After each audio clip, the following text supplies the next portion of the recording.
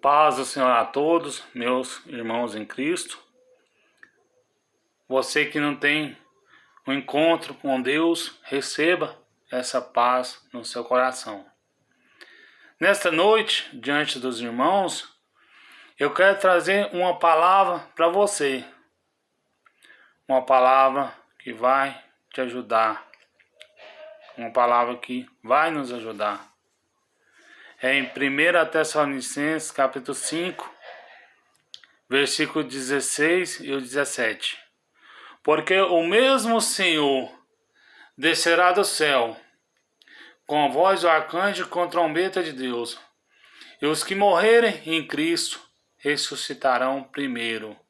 Depois nós que ficarmos vivos, seremos arrebatados juntamente com eles nas nuvens a encontrar com o Senhor nos ares. Assim estaremos para sempre com o Senhor. Sabemos que Paulo, ele teve que falar essa mensagem para a igreja de Tessalônica, porque era um povo a qual eles não acreditavam na ressurreição. Era um povo tipo saduceus. Os saduceus, eles não acreditavam na ressurreição. E sabemos que a palavra de Deus, se eu não me engano, no versículo 14, no versículo 15, não, qual foi lido aqui, mais antecipado, é que o povo da igreja de Tessalônica, eles não acreditavam na ressurreição. Eles achavam que a ressurreição, eles esperavam Jesus vir naquela época. Porque eles achavam que esses acontecimentos que já tem hoje, já tinha naquela época. Já tinha doença, já tinha fomes, já tinha guerras, já tinha rumores de guerra. E é por isso que Jesus falou para nós ficarmos preparados. Porque nós não sabemos o dia e nem a hora que há de vir o Filho do Homem. Sabemos que a igreja de Tessalônica era uma igreja que tinha muitas qualidades, mas ela tinha defeitos. Mas Paulo precisou pregar essa mensagem, mandar essa carta à igreja de Tessalônica, porque o mesmo Senhor descerá do céu, com voz do arcanjo e com a trombeta de Deus. Jesus, ele vai vir com voz do arcanjo. Jesus, quando ele vier, ele vai no ressoar da última trombeta, e somente os salvos vai ouvir o barulho da última trombeta. As pessoas que não forem salvas não vai ouvir. Só vai ver as pessoas desaparecerem.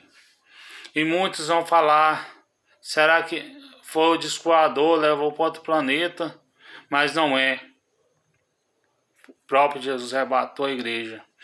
É por isso que lá nas cartas de Pedro, se eu não me engano que é 1 Pedro ou 2 Pedro, que Jesus ele vai vir como ladrão. O ladrão ele não avisa o dia em que vai roubar um estabelecimento ou uma casa. Ele pega de surpresa, porque se ele avisasse, certamente o pai de família ia ficar armado e não ia deixar o ladrão se arrombar. E assim é semelhante que Jesus vai vir como ladrão. Não que Jesus ele seja ladrão, mas ele vai vir como ladrão. Ele vai arrebatar os seus escolhidos. E ele vai morar. Nós vamos cear com Jesus nos ares, nas bodas do Cordeiro. E sabemos que Jesus ele veio buscar um povo zeloso, um povo remido, um povo a qual guarda os teus mandamentos.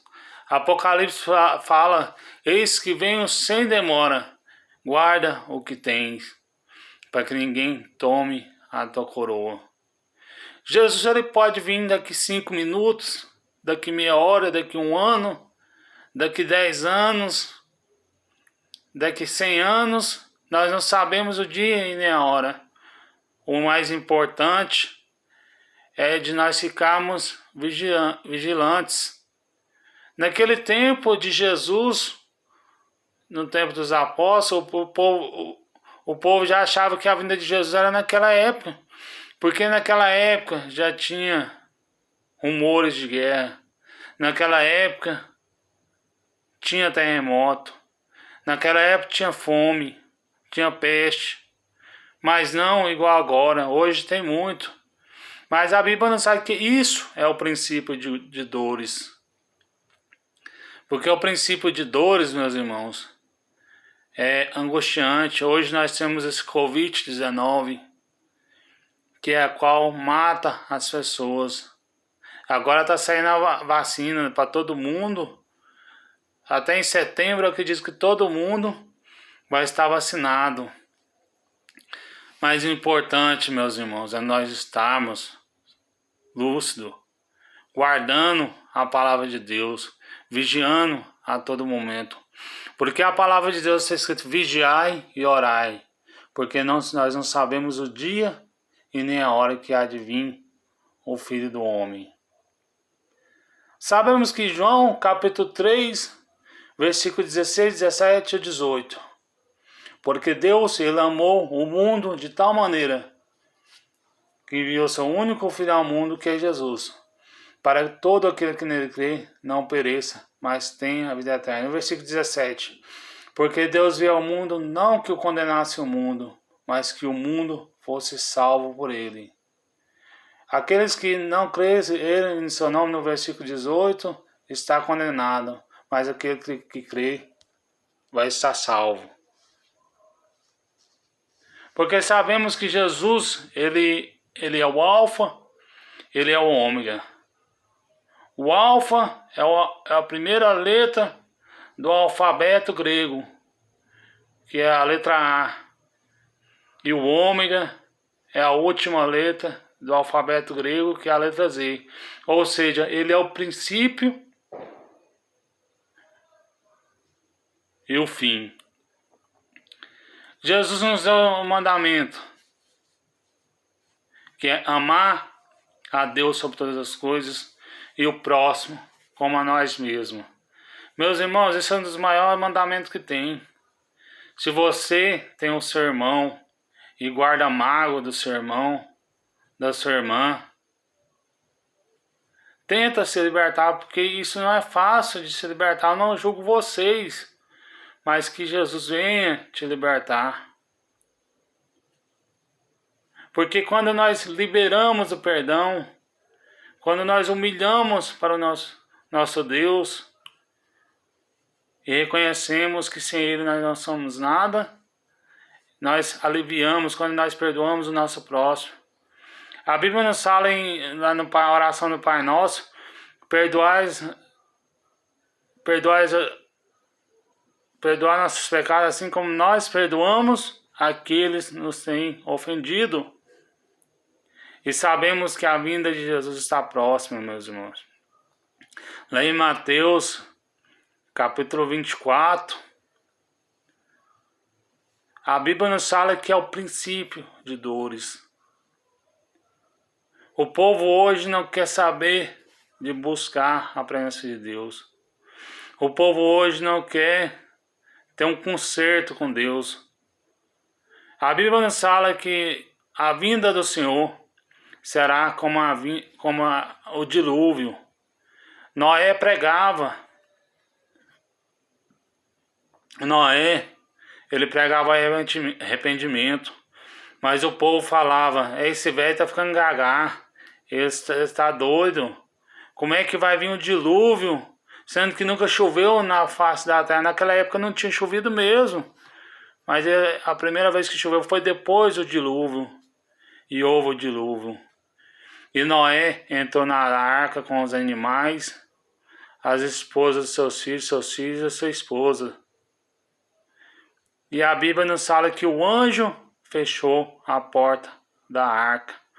Hoje a porta da arca simboliza a porta da graça.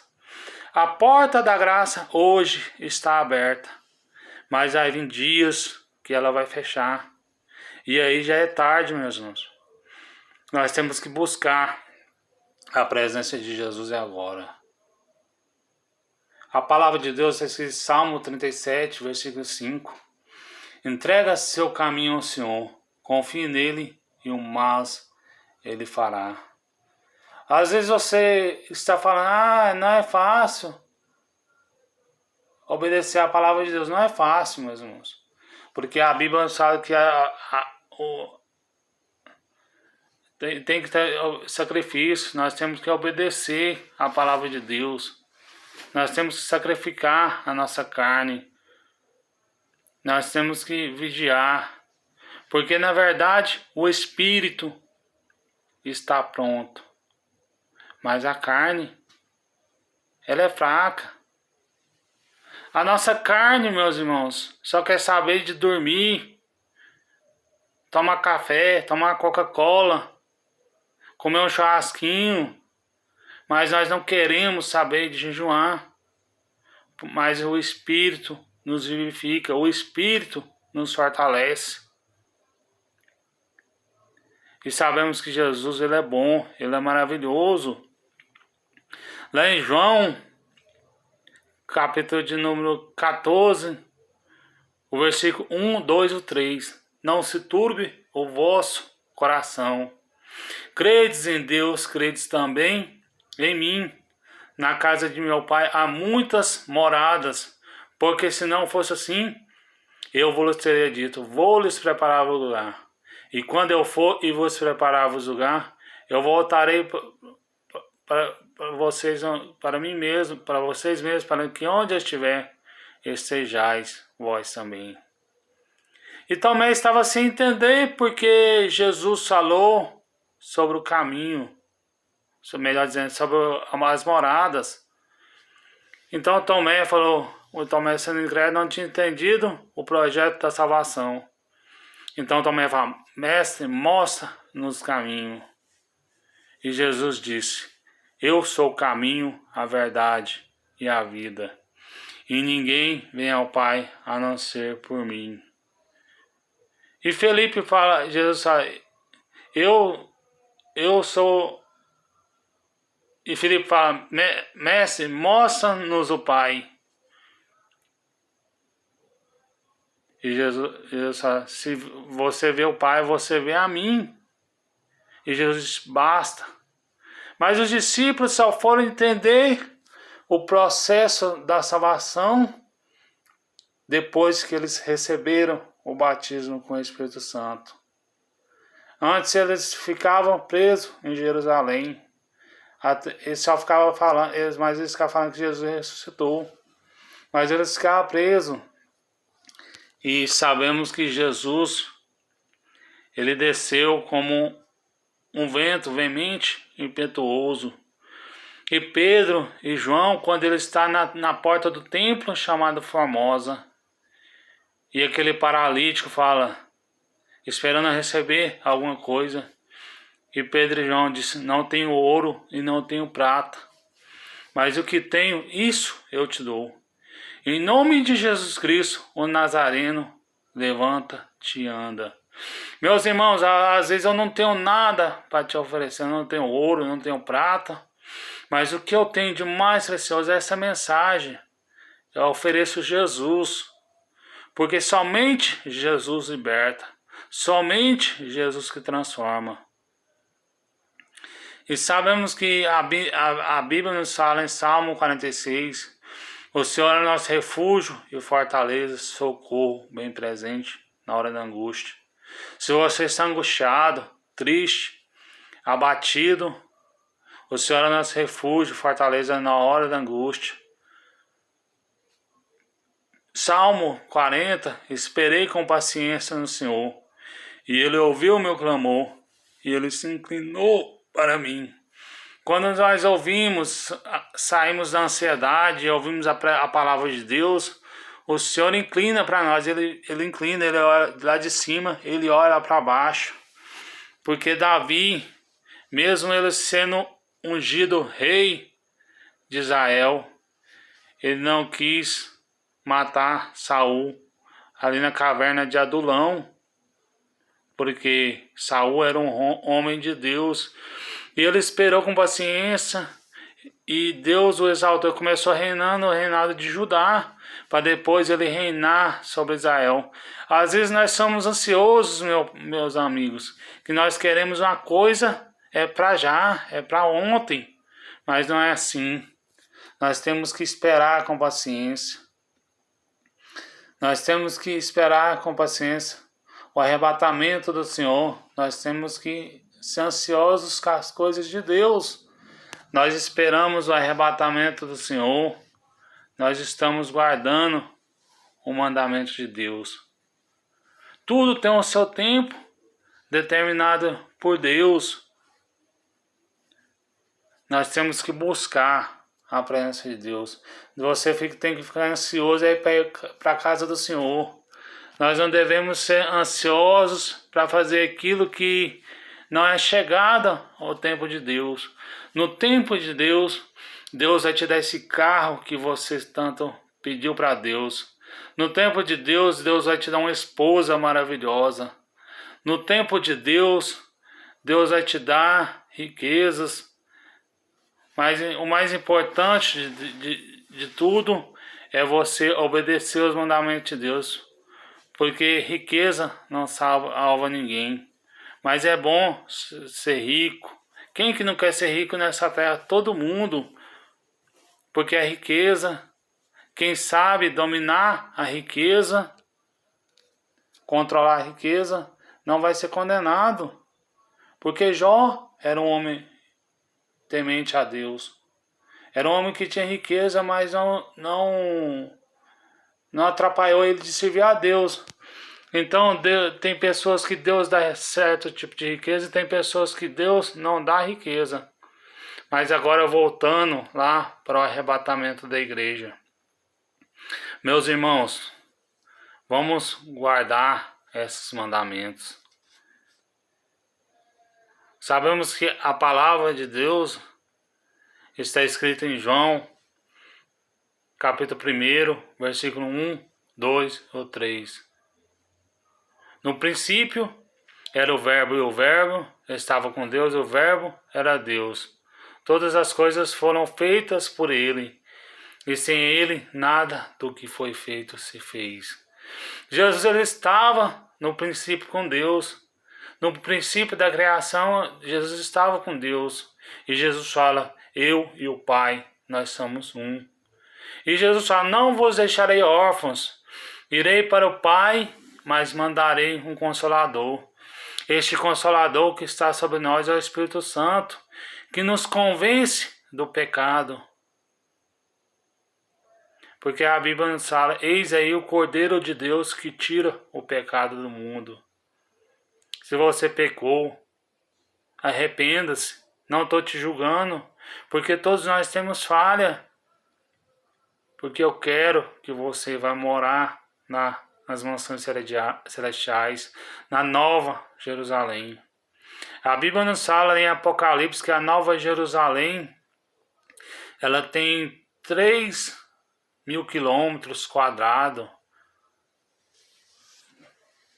Mas nem todas as pessoas vão morar na Nova Jerusalém. Aqueles que vencerem a grande tribulação, eles vão ficar do lado de fora, reinando o milênio. E a Bíblia nos fala que eles vão ir atrás, na Nova Jerusalém, buscar a folha da árvore da vida para a cura das nações. E sabemos que a vinda de Jesus está próxima. Jesus vem arrebatar a tua igreja. Meus irmãos, nós viemos ser praticantes dessa palavra. Essa palavra foi uma bênção, meus irmãos. Deus que me tocou no coração. Eu já preguei sobre essa palavra, 1 Tessalonicenses. Mas a Bíblia nos fala que a palavra de Deus se renova a todo dia. Eu posso pregar essa palavra 1000 vezes, nunca vai sair do mesmo jeito. porque Deus usa conforme Ele quer. Tá aí essas palavras que nós vamos aprender com Paulo, essas palavras que ele falou na igreja de Tessalônica. Porque Paulo falou, seja imitador de mim, assim como eu sou de Cristo. Tá essas palavras em nome de Jesus.